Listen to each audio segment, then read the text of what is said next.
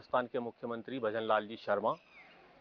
देश भर में लोकसभा के चुनाव हो रहे हैं। राजस्थान के अंदर 12 सीटों पर मतदान हो चुका है। इन सब पर चर्चा करेंगे। सीएम साहब, आपका बहुत बहुत स्वागत है ITV नेटवर्क के इस कार्यक्रम में। पहले चरण का चुनाव हो चुका है 12 सीटों पर, क्या लग रहा है सर? आप तो पूरे प्रदेश में घूमे हैं।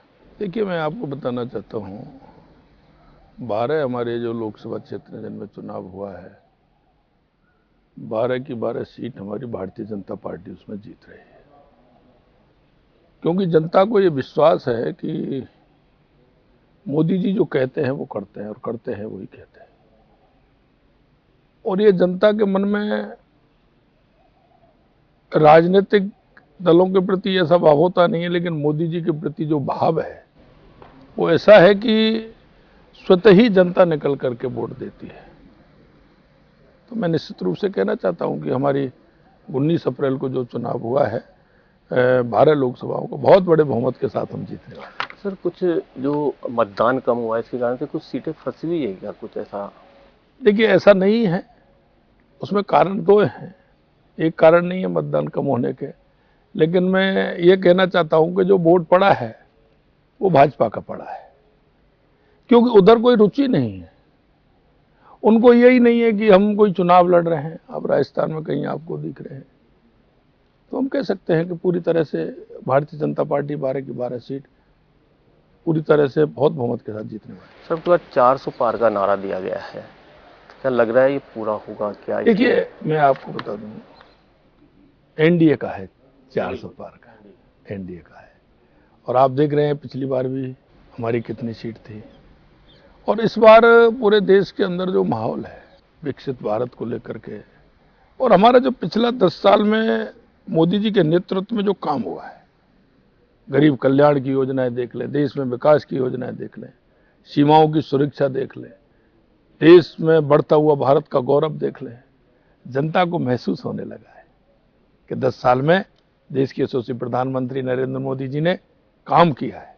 मोदी जी पर जनता का भरोसा है। सर, विपक्षी पार्टियों का एक ये है कि अगर 400 पार अगर चला जाएगा तो संविधान के अंदर कुछ वो होगा, परिवर्तन कर सकते हैं। खास तौर से जो बात फैलाई जा रही है उसमें यह है कि SC ST के जो लोग हैं, जो उसके बीच में एक बात फैलाई जा रही है कि उनके आरक्षण का क्या होगा। इस तरह का एक देखिए, मैं आपको बताना जो चाहता बन रहा हूं है कि आप मेरे से ज्यादा जानते हैं, आप न्यूज चैनल वाले हमसे ज्यादा जानते हैं। इस कांग्रेस ने हमेशा झूठ और लूट का सहारा लिया है। इस कांग्रेस ने चुनाव के वक्त हमेशा अफवाहों का के नाम से चुनाव में गए हैं। मैं आपसे कहना चाहता हूं, आप कोई भी कांग्रेस का घोषणा पत्र देख लीजिए, कभी भी इन्होंने उस घोषणा पत्र को खोल करके देखा हो। ये जाति संप्रदाय की बात करते हैं, धर्मवाद की बात करते हैं, संविधान की बात करते हैं। मैं आपसे पूछना चाहता हूं, कांग्रेस ने संविधान का कितनी बार दुरुपयोग किया है, कितनी बार दुरुपयोग किया है? मैं आपके माध्यम से कहना चाहता हूं, संविधान को कोई कुछ नहीं कर सकता, आरक्षण को कोई खत्म नहीं कर सकता। और दूसरा बात मैं और कहना चाहता हूं, भारतीय जनता पार्टी लोकतंत्र पर विश्वास करती है, और आंतरिक लोकतंत्र भी भारतीय जनता पार्टी अपने पार्टी के अंदर भी लोकतंत्र रखती है। ये वो लोग हैं, इन्होंने लोकतंत्र की धज्जियां उड़ाई हैं, कितनी बार राष्ट्रपति शासन लगाए हैं, कितनी बार चुनी हुई सरकारों को उन्होंने बदला है। ये बात करते हैं लोकतंत्र की, इनको तो कोई अधिकार ही नहीं है लोकतंत्र की बात करने का। सर, जो मैनिफेस्टो दिया है कांग्रेस ने, उसके अंदर चल रहा है कि वो एक संपत्ति का आकलन करा के, संपत्ति जो है, मोदी जी ने भी इस बात को उठाया अभी राजस्थान के अंदर जालोर में। तो इनके घोषणा पत्र में आपने देखा ऐसा कुछ है जिसके कारण से इतना? देखिए, मैं एक बात कहना चाहता हूं आपसे, कांग्रेस के घोषणा पत्र को देखने की आवश्यकता ही नहीं। कांग्रेस के घोषणा पत्र में हमेशा लोक लुभावनी बातें होती हैं, वो बातें होती हैं जो कोई पूरा नहीं कर सकते, और वो इसलिए होती है क्योंकि उनको पूरा करना नहीं होता है। अगर हम संकल्प पत्र की हमारे की बात करें तो आप देख लीजिए, जो भी संकल्प पत्र हमने दिया है, चाहे लोकसभा के चुनाव दिया है या विधानसभा के चुनाव में दिया है, हमने उस संकल्प पत्र को पूरा करने का काम किया है। कांग्रेस को कोई पूरा करना थोड़ी होता है, घोषणा ही करनी तो होती है, तो घोषणा कुछ भी कर सकते हैं। इस तरह की उनकी घोषणा। सर, आप पूरे प्रदेश में इस 6 महीने के कार्यकाल में घूम लिए, राजस्थान में क्या चुनौतियां नजर आती है जो चुनाव से पहले आपने कुछ वादे भी पूरे किए हैं? देखिए, मैं आपको बताना चाहता हूं, राजस्थान के अंदर अभी बहुत आवश्यकता है और मैं ये भी विश्वास दिलाना चाहता हूं आपके माध्यम से राजस्थान की जनता को कि देश के यशस्वी प्रधानमंत्री नरेंद्र मोदी जी के नेतृत्व में राजस्थान को विकसित राजस्थान बनाएंगे। राजस्थान में हमें पता है कितनी बड़ी चुनौती है। राजस्थान सबसे ज्यादा पानी के लिए दिक्कत होती है।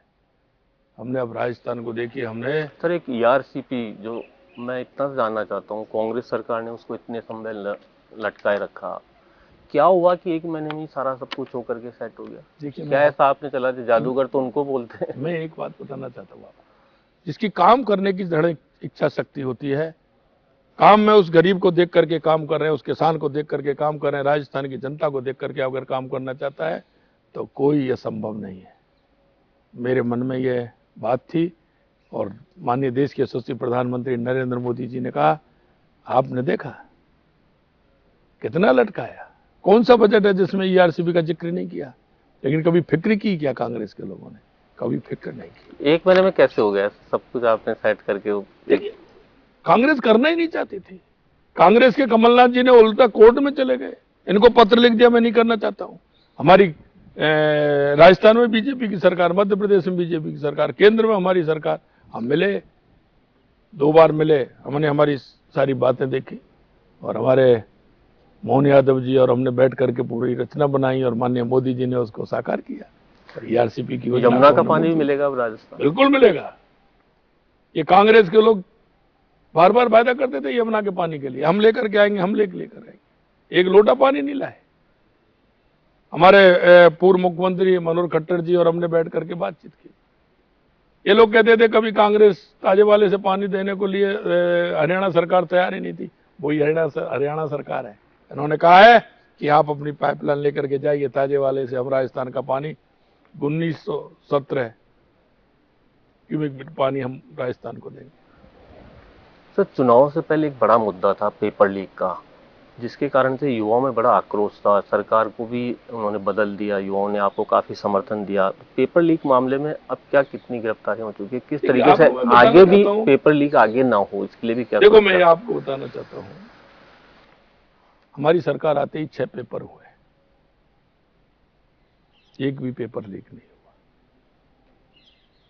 इन्होंने हर पेपर को लीक करने का काम किया। ये एसओजी तो पहले भी थी, क्या हुआ मैं पूछना चाहता हूं।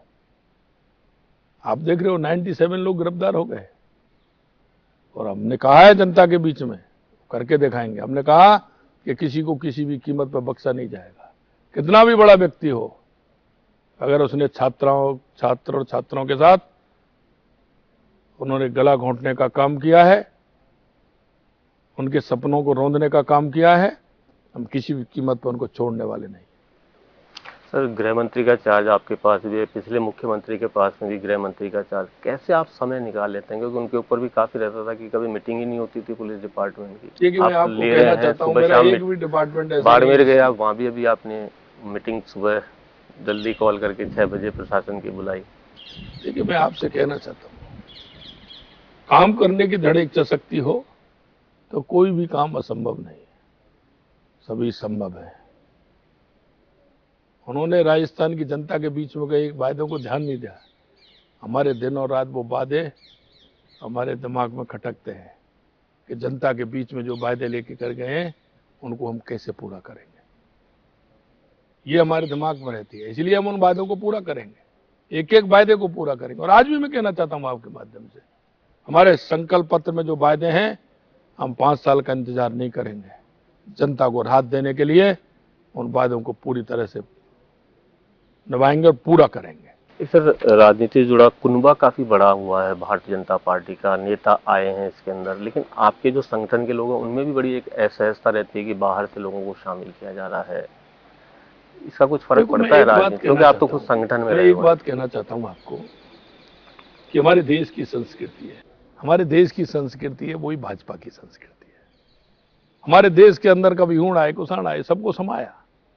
वो लोग हमारी संस्कृति को बदलना चाहते थे, लेकिन वो हम में समा करके रह गए, वो कुछ नहीं कर पाए, बल्कि हमारी संस्कृति का प्रभाव उन पर रहा।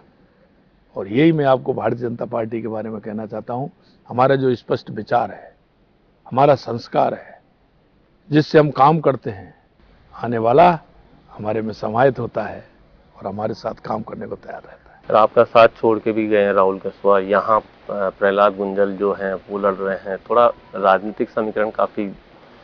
देखो, मैं आपको एक ये तो नहीं कहना चाहता, लेकिन मैं इतना जरूर कहना चाहता हूं, जो छोड़ कर गए उनकी संख्या देख लीजिए, कितने वहां समाहित हुए और कितने वापस आ गए हैं, उनकी स्थिति क्या हुई है। इतना ही कहना चाहता हूं मैं, भाजपा का कार्यकर्ता दूसरी जगह कहीं जाएगा, वो निभ नहीं पाएगा, घूम फिर कर वो, क्योंकि इसमें विचार है, स्पष्टता है।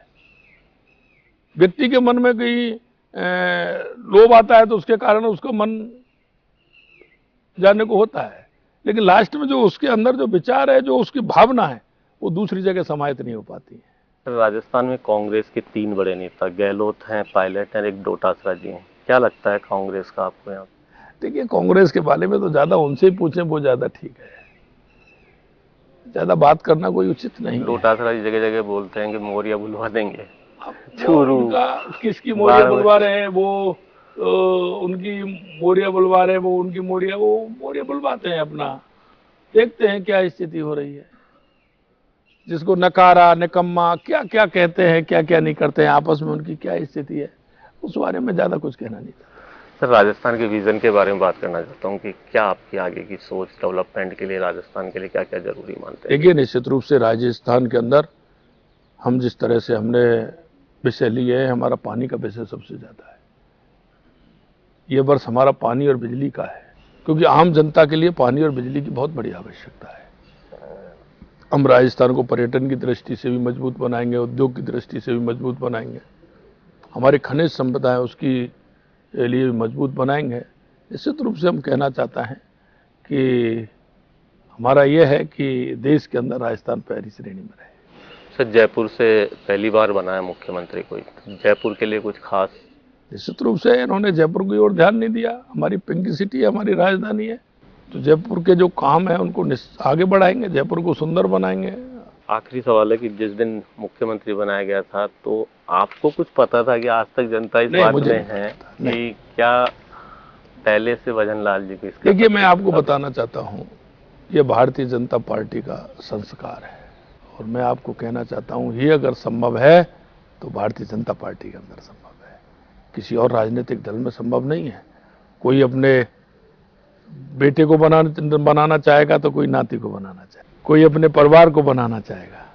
भारतीय जनता पार्टी, पूरा देश इसका परिवार है, सभी कार्यकर्ता हमारे परिवार है। और यहाँ संभव यही है कि भारतीय जनता पार्टी में कोई भी कार्यकर्ता कुछ भी बन सकता है, ये भारतीय जनता पार्टी। एक सर, चर्चाएं ये भी है कि वसुंधरा जी को काफी दूर किया हुआ है प्रचार प्रसार से, एक ही जगह उनको झालावाड़ के अंदर। नहीं, ऐसा नहीं है। वसुंधरा जी हमारी राष्ट्रीय उपाध्यक्ष है, हमारी पूर्व मुख्यमंत्री हैं, सभी जगह जाती हैं, सभी जगह बैठकों में, अभी बाहर भी गई हैं, हम भी गई हैं, सभी जगह जा रहे हैं। सर, गिरिराज जी के आप काफी भक्त हैं, तो मिशन 25 पूरा होने के बाद जाएंगे क्या? निश्चित रूप से, मुझे पता है, मुझे उसका विश्वास है, जनता का विश्वास है, मोदी जी के काम का विश्वास है, मोदी जी के विजन का विश्वास है।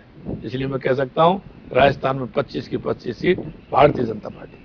धन्यवाद सर, आपने समय निकाला इंडिया न्यूज और ITV नेटवर्क के लिए। तो ये था भजन लाल जी शर्मा, जो राजस्थान के मुख्यमंत्री हैं, हमारे साथ जुड़े हुए थे, जिन्होंने तमाम राजनीतिक सवाल और प्रदेश के अंदर जो 25 सीटों का हाल है उसके ऊपर अपनी चर्चा करी है। आज के लिए बस इतना ही। नमस्कार।